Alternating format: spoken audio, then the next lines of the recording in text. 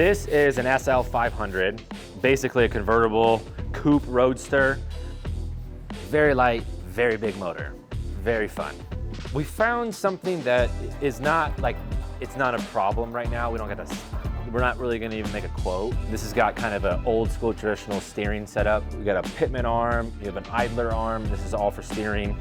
But the ball joints here for the system, the boots are tearing and there's a little bit of road debris getting in there, and will happen over time, more debris, more rocks, jam up the ball joints. It'll make noise, it could bind the steering a little bit. And then it's got a dampening shock to just absorb like quick movements in steering.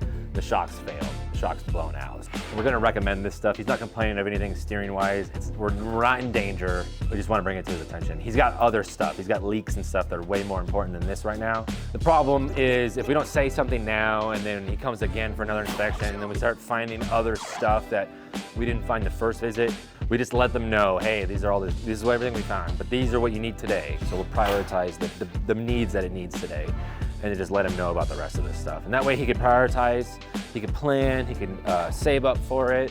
That way if he develops some kind of steering noise, he's at least in the know, it won't be unexpected, and then he can, he'll most likely bring it to us, and then we can, then we'll build a quote and whatnot, and go from there. And if he goes somewhere else for an inspection, you don't want him to think, well, this shop's saying this shop's saying that. If we find everything, he knows where he stands with his car, you know what I mean? And if he can handle all of it, great. We'll build him a quote and we'll do it all. But we'll definitely stick with what we see, definitely problems, and we'll definitely recommend those and quote that stuff, so. Okay, so we got, this is the rear differential. The power from the engine and transmission spins the wheels, and it transfers the energy to both of the wheels. But this plate here that has this heat sink on there, they seal it with sealant, and it's, over time it definitely starts to leak and fails. So the sealant has gotten a little eaten through, so it's leaking out diff fluid. The problem is that, we could damage the internals of the differential if the fluid level keeps continuing to be low. Definitely recommend a differential reseal. Absolutely. Pull it out and pull the plate off, reseal it, and then do the side seals. You got something else? The oil just streaked back to the pan, so that's not trans fluid, but I just wanted to show you the valve covers too. You got this leaking too, so your connector. Yeah. So when we sell trans services, that comes with the service kit, so we can knock that out too.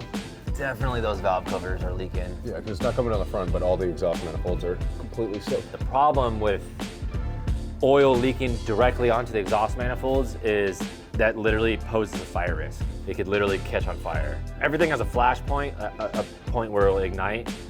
What doesn't help in cars is you always get fuel vapor in the oil. It's just a part of combustion. So technically there's fuel vapor present in this oil leaking on the manifolds. See that? That's burned. That was on fire. That was on fire. That was definitely burning. So that leaking valve cover right onto the manifold. The manifold's obviously very hot, in the range of 300 to 400 degrees. There's a little bit right there left, but that is made of a fire retardant material, but it definitely looks like it caught fire.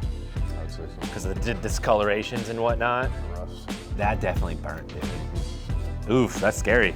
This is a pretty updated motor for this vehicle because it had a completely different old school fuel injected system. And when you have that system, you must find a shop competent enough to be able to do the diagnosis on it. But this is, the engine is more modern than I'll say the car is. It's got a very, very reliable motor. It has this oil leak problem. That's usually about it. But this is a very solid engine.